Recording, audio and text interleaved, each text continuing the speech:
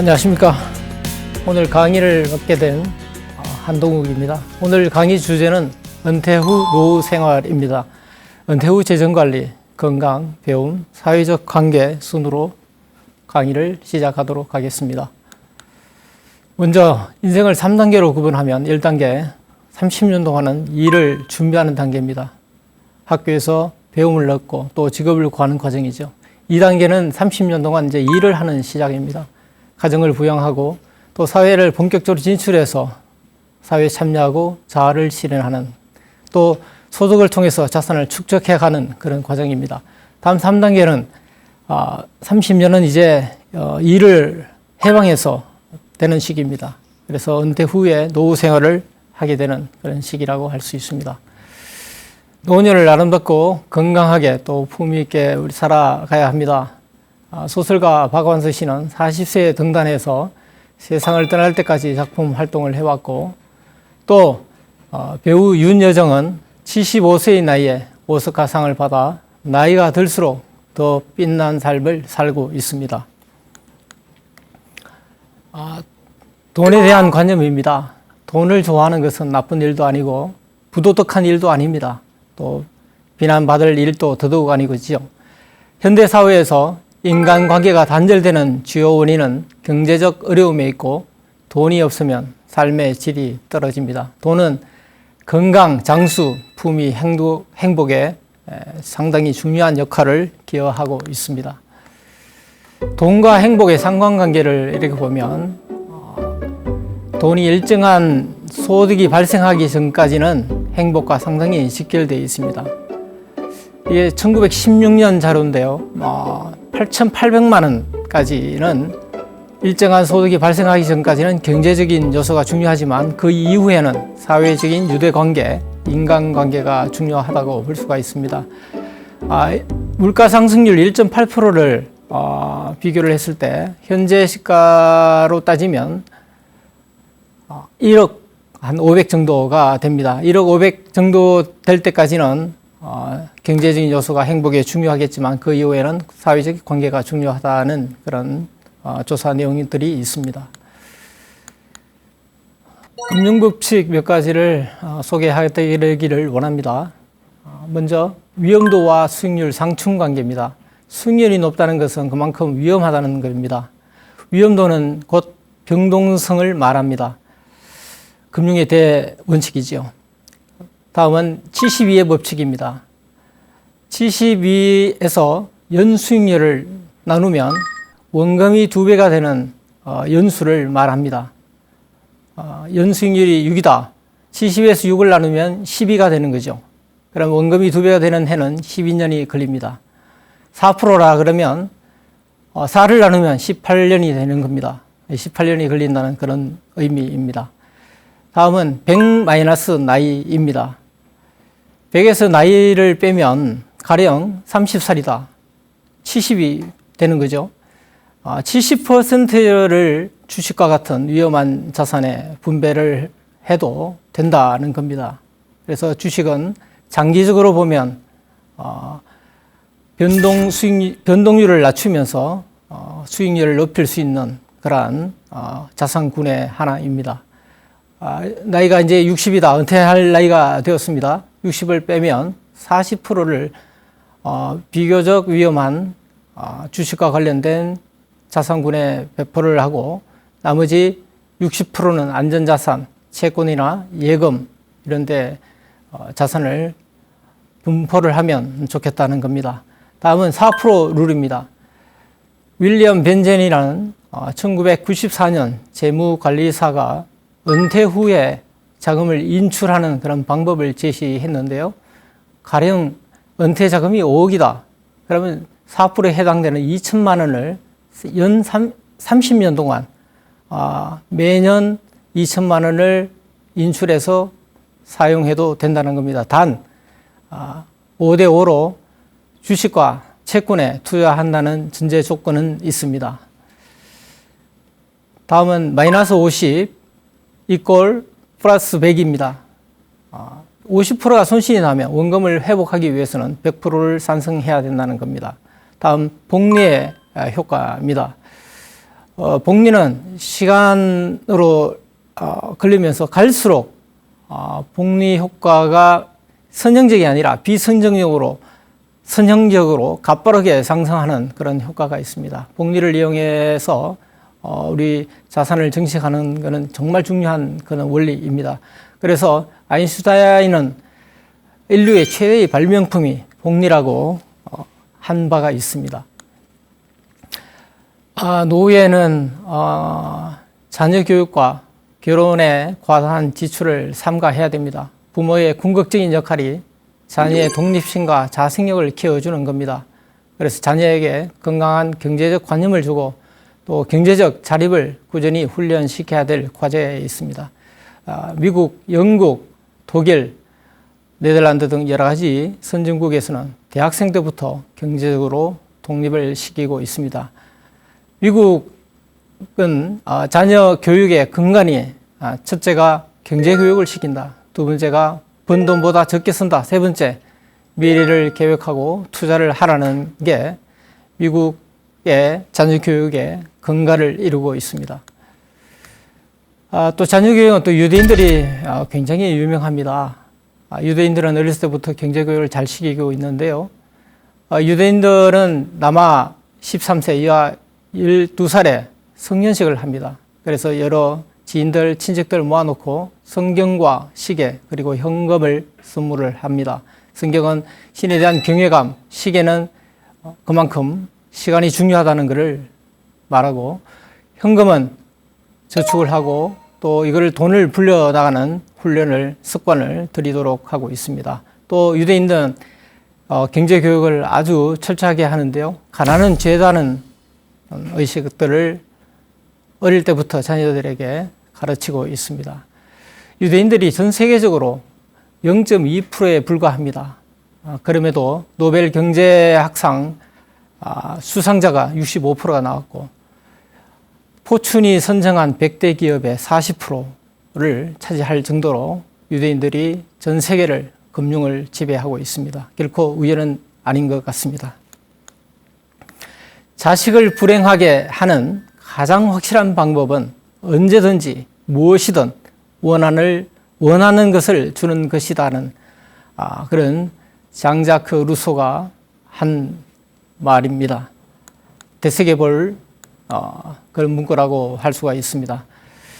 다음은 주식에 대해서 또 말씀을 드리기를 원합니다. 자산의 중심에 또 주식이 빼고는 이야기할 수가 없습니다. 영국 속담에 3대 불가사의가 있다고 합니다. 첫째, 여자의 마음입니다. 두 번째, 봄날에 개구리가 어디로 튈지 모른다. 세 번째, 달밤에 개가 왜 짖는지 모른다는 겁니다. 여기서 투자자산 시장에 또 대입을 해서 투영을 한다면 주식도 어디로 튈지 모른다는 거죠. 주식은 과거 추이나 데이터를 가지고 장래 미래 주가를 예측하는 것은 불가능하다는 게 그런 이론도 있고 그래서 랜덤 워크 티어리라는 이론이 있습니다. 하지만 주식은 변동성은 높습니다. 그러나 장기적으로 보면 부동산이나 채권, 예금보다 수익률이 높다는 걸 여러 가지 지표를 통해서 우리가 알 수가 있습니다. 장기간 투자했을 때 높은 수익을 보장할 수가 있습니다. 또 투자 고수들 이구동성으로 주식을 포트폴리오에 넣고 있습니다. 분산하고 또 장기간 투자했을 때는 주식이 그다지 위험하지도 않고 변동성을 낮추면서 장기적으로 수익률을 보장할 수 있는 자산군이라고 하고 있습니다. 주식의 수익률을 보도록 하겠습니다. 제레미 시겔 교수는 펜실베니아 대학교 와튼 경영대학원 교수인데요. 주식에 장기 투자하라는 책에서 주식이 채권과 금, 달러를 비교해서 조사를 한 적이 있습니다. 거의 210년 동안 이렇게 조사를 했습니다. 주식을 보면 연수익률이 6.6%, 장기 국채가 3.6%, 단기 국채가 2.7%, 금이 0.7%, 미국 달러가 마이너스 1.4%로 나타낼 정도로 주식이 수익률이 가장 높다고 연구조사를 해서 발표한 내용들이 있습니다. 위인들의 주식 투자 성적을 한번 보도록 하겠습니다. 아이작 뉴턴은 북미 무역 독점으로 투자자를 현혹한 남의 회사에 투자했다가 거품으로 붕괴한 적이 있습니다. 그래서 유명한 말을 남기기도 했습니다. 천재 움직임은 예측할 수 있어도 대중의 관계는 예측할 수가 없다. 이런 말들을 남겼죠. 또 아인슈타인은 노벨상 상금을 미국 국채에 투자했다가 1929년 미국 대공황으로 쪽박을 찬 케이스입니다. 반면에 케인즈는 심각한 경제 위기에 처했던 1932년에 미국 주식을 대량 매입했다가 호경기 때 되팔아 상당한 부를 축적했습니다. 그 외에도 볼테르는 연인과 이야기할 때 또 정권과 돈에 대해서 이야기하기를 즐겨했다고 합니다. 다음, 위기는 기회다. 그렇습니다. 우리 최근 2000년대 전후로 해서 현재까지 금융 역사를 살펴보면 1997년에 IMF 위기가 왔었죠. 2000년에는 IT 버블, 2008년에는 글로벌 금융위기, 또 2020년에는 코로나19 위기가 왔습니다. 그때 왔을 때는 주식이 거의 40에서 50% 하락하는, 급락하는 그런 시기가 있었습니다. 단기간 만에 외부적인 충격으로 큰 폭으로 하락했습니다만은 회복하는 시기를 보면 6개월 후에 반등을 하고 1년, 적어도 2년 되면 그 하락한 원금을 회복하는 그런 시기가 도달했다는 거죠. 그래서 우리는 여기서 중요한 시사점을 얻을 수가 있습니다. 외부적인 충격으로 큰 폭으로 낙폭했을 때는 절대 흔들림 없이 매도를 해서는 안 됩니다. 인내심을 가지고 최소한 2년, 3년을 버티면 원금 이하로 떨어질 그런 확률은 극히 낮다는 것을 우리가 여러 가지 지표를 통해서 알 수가 있습니다. 주식은 또 장기 투자를 해야 됩니다. 미국 자산 운용사 트위티 브라운에서 조사를 한 결과들이 있습니다. 주식 투자의 80에서 90%는 전체 투자 기간에 2에서 7% 짧은 기간에 주식이 대폭 상승했다는 거죠. 그렇습니다. 주식은 단기간 만에 이렇게 슈팅이 일어나는 겁니다. 전문가들도 그 어느 누구도 주식의 마켓 타이밍을 잡을 수는 없습니다. 그래서 우리들은 장기간 투자를 해야 된다는 그런 교훈을 얻을 수가 있습니다. 또 외부적인 충격, 2008년 금융위기라든지 코로나 위기 등 이런데 또 주가가 하락이 결국에 한 1년에서 2년 내에 집중되어 있기 때문에 통상적으로 3년 이상 가지고 가면 이길 수 있는 그런 게임이다 하는 것을 우리가 알 수가 있습니다. 다음 펀드에 대해서 좀 살펴보겠습니다. 펀드는 투자자들 모집해서 주식이나 부동산, 채권 여러 자산군에 배포를 합니다. 그래서 분산 효과가 있죠. 또 전문가들이 운영을 해서 좀 안정적으로 운영할 수가 있습니다. 또 반면에 또 ETF 같은 경우에는 시장 지수와 연계된 그런 상품입니다. 주식 증권 거래소에 상장이 돼서 누구든지 쉽게 편하게 주식처럼 사고 팔 수 있는 그런 상품이 ETF라고 할 수가 있습니다. 이런 펀드나 ETF도 개인들은 정부도 또 여러 가지 또 생업에 일을 하다 보면 시간이 없습니다. 그래서 그런 정보와 시간이 부족한 개인들에게 펀드나 ETF를 상품을 투자를 하면 좀 보다 안정적으로 시장 수익률을 누리면서 그렇게 투자를 할 수가 있지 않을까 이렇게 생각됩니다. ETF의 대표적인 상품들이 많습니다. 예를 들어서 국내 해외 많지요. 국내 코덱스 금리 액티브라든지 또 타이거 미국 나스닥 100 이런 국내 상품들 있고요. 그때 코덱스 같은 경우에는 삼성 운용자산사에서 운용하는 자산사의 그 브랜드를 말을 합니다. 타이거는 미래에셋, 대우에서 운영하는 그런 상품이다 이런 거죠. 그 위에 뒤에 붙은 CD 금리 액티브, 그다음 미국 나스닥 100은 기초 지수를 말합니다. 그 상품의 스타일을 말하는 거죠. 그리고 해외에서 빅3 S&P 빅3는 S&P 500 지수 이런 것들이 있습니다.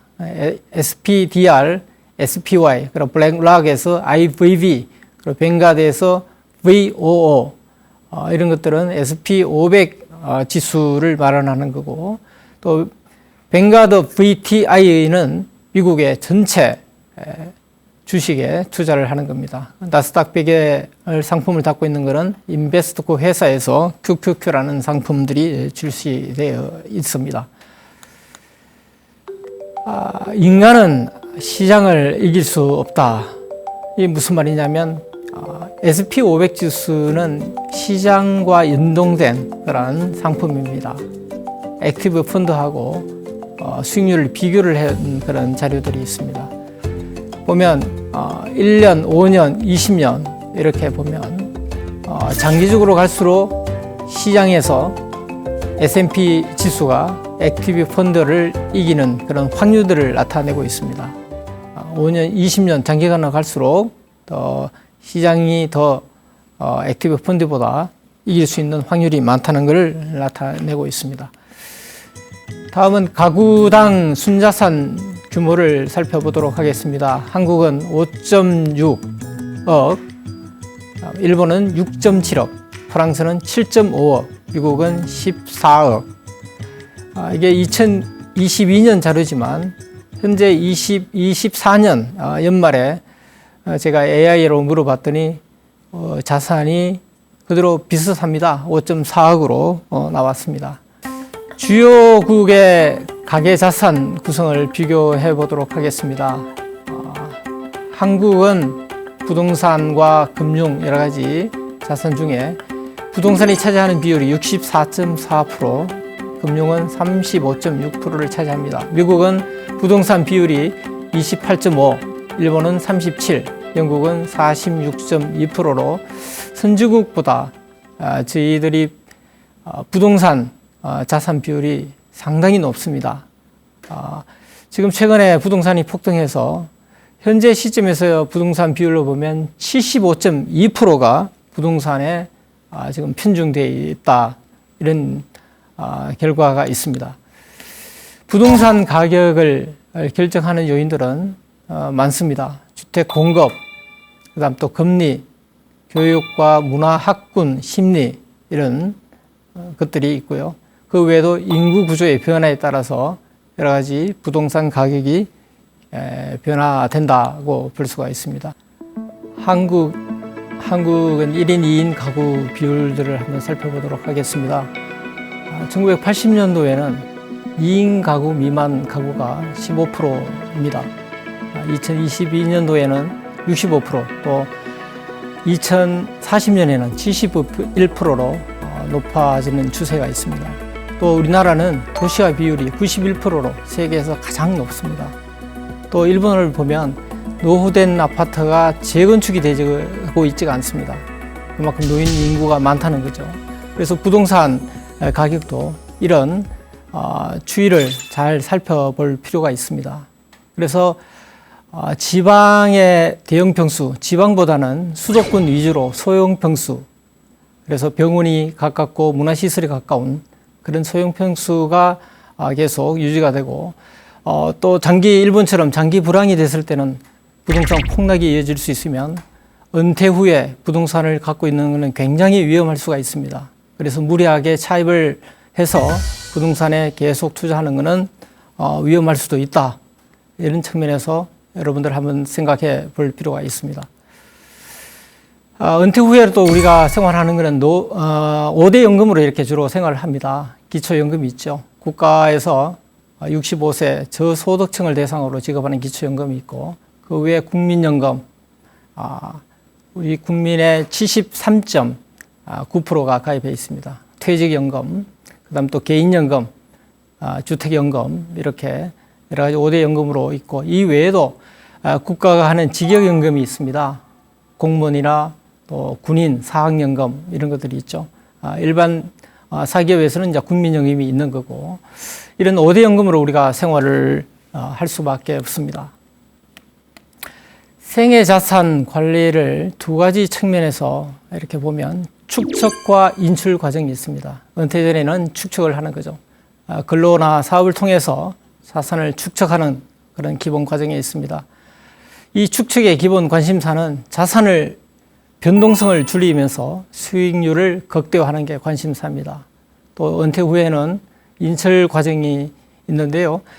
물가 상승과 투자 수익률을 고려해서 남은 자산을 평생 동안 어떻게 잘 유지하고 배분해서 사용하는가 이런 인출 과정들이 있습니다. 퇴직을 하면 기본적으로 회사에서 IRP 통장을 개설하게 합니다. 증권회사나 은행에서 IRP 계좌를 개설을 하면 회사에서 퇴직금을 넣어주는 거죠. 그래서 퇴직한 개인은 일시로 수령할 수도 있고 연금으로 전환해서 이렇게 연금으로 매 몇 년 수령을 할 수가 있습니다. 근데 그 일시 수령과 연금으로 전환해서 이렇게 보면 92.9%가 일시로 수령을 하고 반면에 연금화 전환되는 것은 7.1%로 이렇게 통계로 나타나 있습니다. 일시로 수령하는 것보다 연금으로 수령하는 것이 여러 가지 측면에서 유리합니다. 과세가 이연되고 또 퇴직 소득세가 30에서 40% 절감이 됩니다. 10년 이하는 30%, 11년 이상은 40%가 절감이 됩니다. 그 외에도 연금 소득 저율 과세가 됩니다.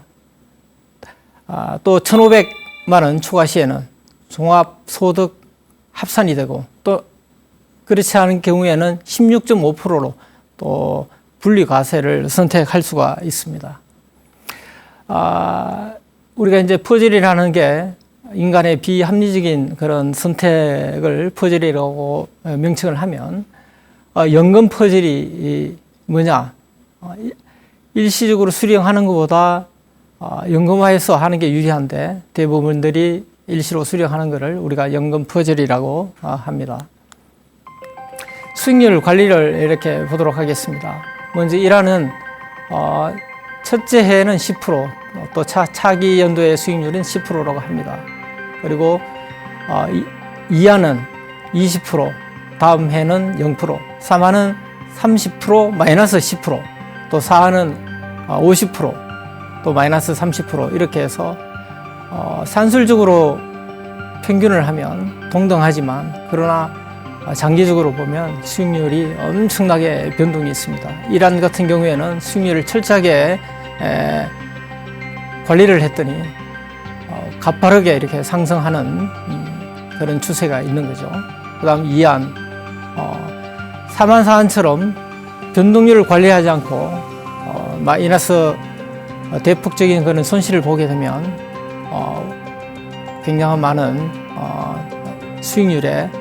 수익률이 극히 낮게 나타난 것을 볼 수가 있습니다. 그래서 워런 버핏이 수익률 투자 원칙이 절대 돈을 잃지 말라 명심해라. 두 번째 원칙도 첫 번째 원칙은 돈을 잃지 말라고 하는 거고 두 번째 원칙도 첫 번째 원칙을 잊지 말라고 이렇게 하고 있습니다. 다음 변동성을 관리하는 것도 굉장히 중요합니다. 그래서 변동성 관리하기 위해서는 우리가 키워드 장기 투자를 해라. 제가 이미 말씀을 드렸습니다만 다음은 분산 투자를 해야 됩니다. 또 분산 투자에는 또 여러 가지 전략적인 투자, 또 전술적인 투자 분산이 있습니다. 전략적인 분산은 주식과 채권, 부동산에 여러 자산군에서 분산을 투자를 하는 걸 말을 합니다. 전술적 분산은 개별 주식 종목을 다양하게 이제 분산하는 거죠. 벤저민 그레함이 그 책에 이런 이야기를 합니다. 주식과 채권에 5대5로 기본적으로 투자를 하되 주식이 호황기일 때 조정이 예상되면 채권 비율을 좀 늘리고 또 불황기일 때는 상승 예상이 된다면 주식 비중을 확대하라 이렇게 권유하고 있습니다. 또 변동성 관리하기 위해서는 장기적으로 투자를 해야 된다는 거죠. 그래서 우리가 시장에서 보면 위험들이 많습니다. 그래서 체계적인 위험과 있고 비체계적인 위험이 있습니다.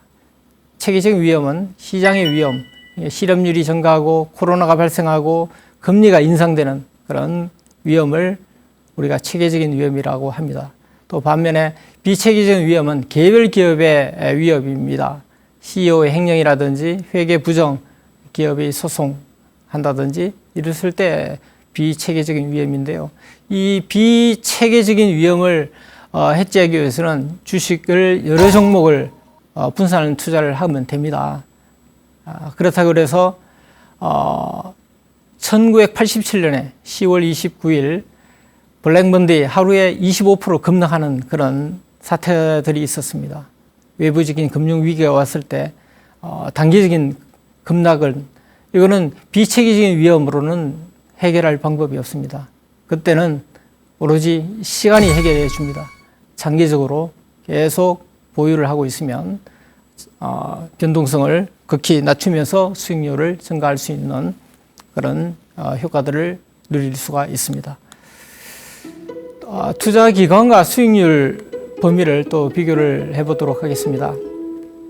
1년 동안에는 상승 52.6%, 또 하락이 37%로 이렇게 변동성이 굉장히 높습니다. 그런 5년을 보유하니까 상승률이 28.6%, 하락은 마이너스 2.4%로 또 10년, 15년 이렇게 갈수록 변동성이 굉장히 낮출 수가 있습니다. 그래서 10년 이상 되면 그 마이너스 수익률을 될 확률이 극히 낮다. 그래서 장기 투자는 위험을 낮출 수가 있다는 것을 우리가 알 수가 있습니다. 전략적인 자산 배분을 보도록 하겠습니다. 이 표는 버튼 말킬에서 나오는 책에서 제가 한 예로 이렇게 제시를 하기를 원합니다. 100 마이너스 나이다. 주식이 이제 우리가 은퇴를 하게 되면 주로 한 60을 은퇴를 하게 됩니다. 그러면 60을 빼면 40이 되는 거죠. 40은 조금 다소 위험한 그런 주식에 투자를 해도 무리는 없다. 그러나 그 나머지는 또 저희들이 투자를 해서 손실을 보면 또 안정된 노후 생활을 보장받을 수가 없습니다.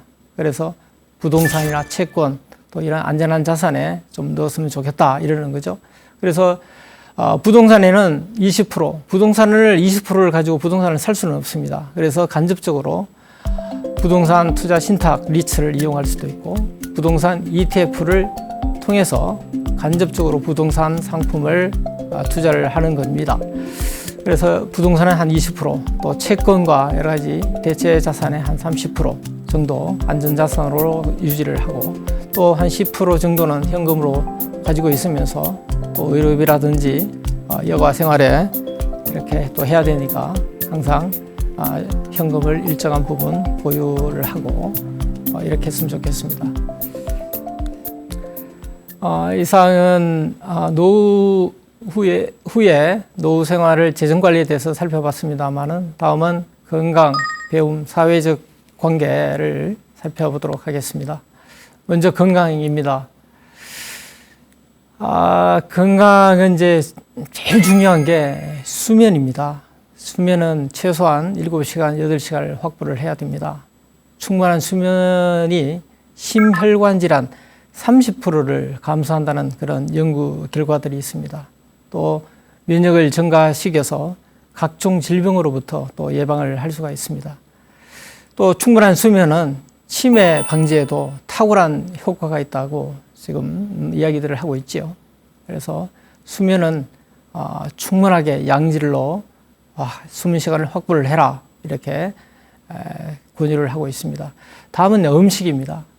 음식은 뭐 커피가 좋다, 와인이 좋다, 또 어떤 사람은 또 좋지 않다, 여러 가지 말들이 많습니다. 또 고기도 적당하게 먹어야 된다, 또 많이 먹으면 이게 대장에 부담이 된다, 좋지 않다, 뭐 여러 가지 말들이 있지만, 그래서 음식은 무엇보다 언제 먹느냐가 중요합니다.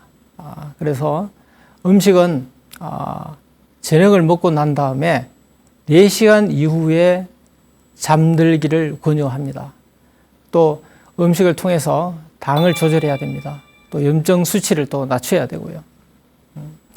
그래서 뭐 좋은 음식들이 많습니다. 균형된 그 식단을 이렇게 음식을 섭취를 해야 되는데요.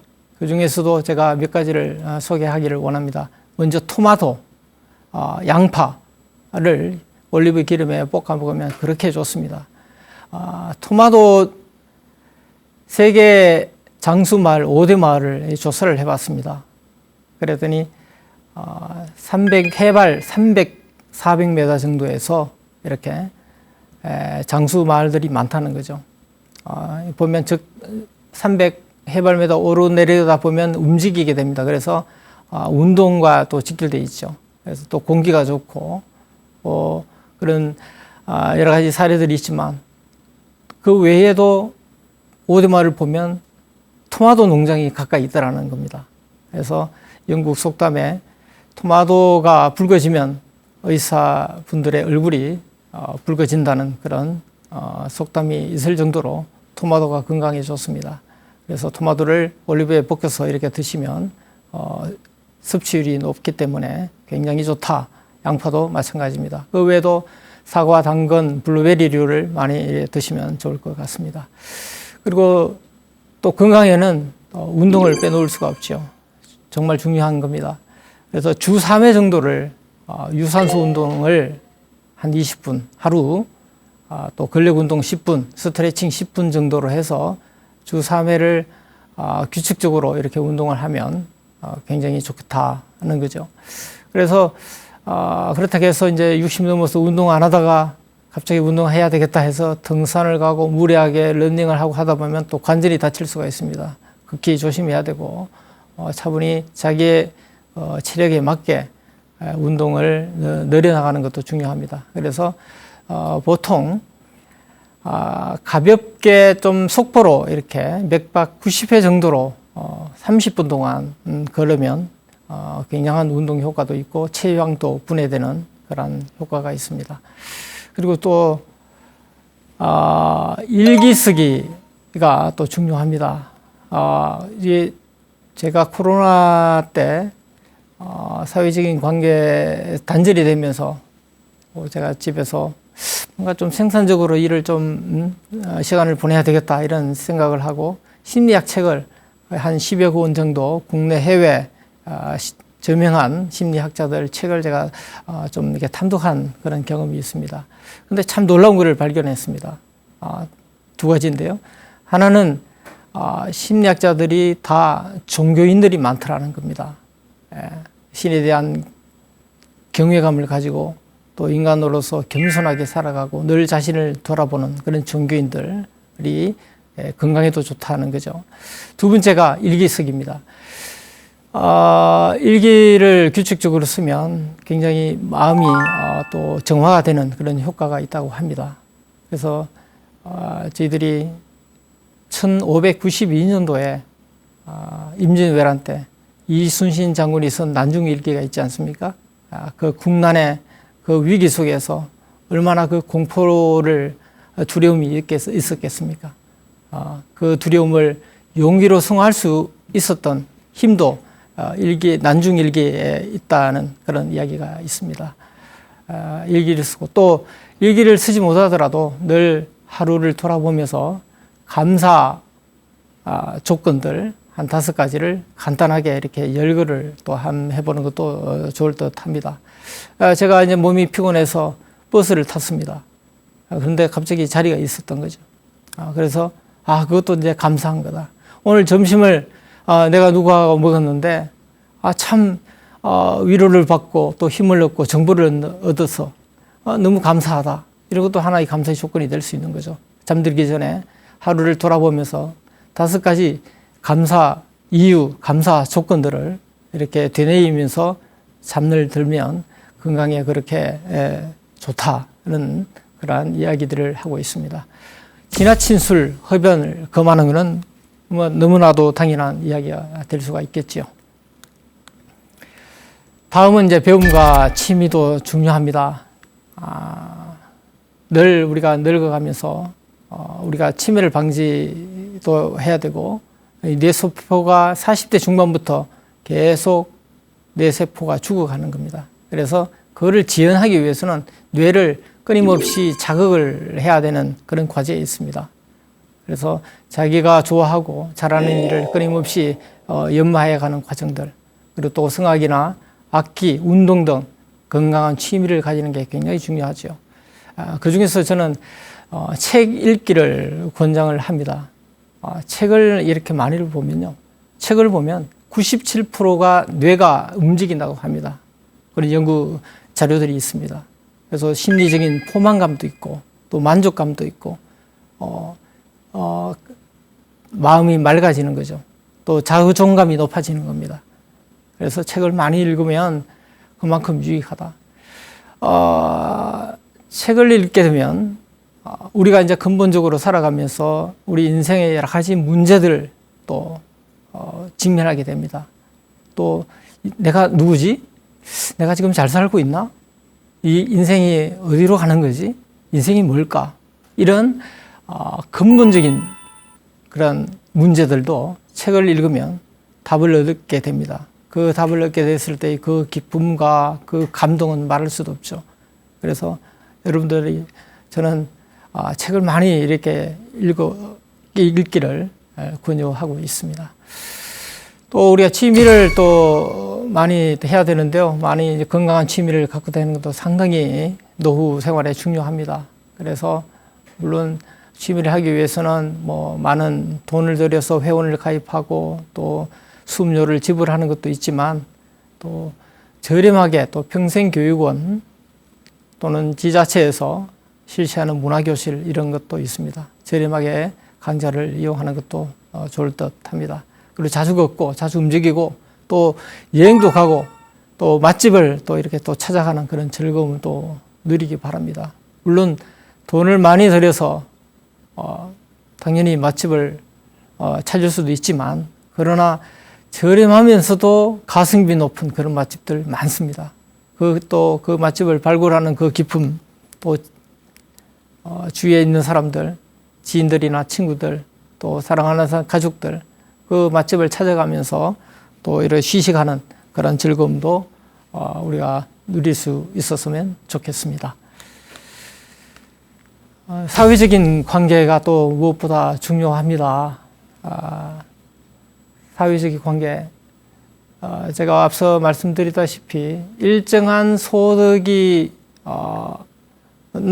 우리가 행복에 중요하지만 일정한 소득이 넘으면 인간관계가, 사회적인 관계가 중요하다고 제가 모두에 말씀드린 적이 있지요.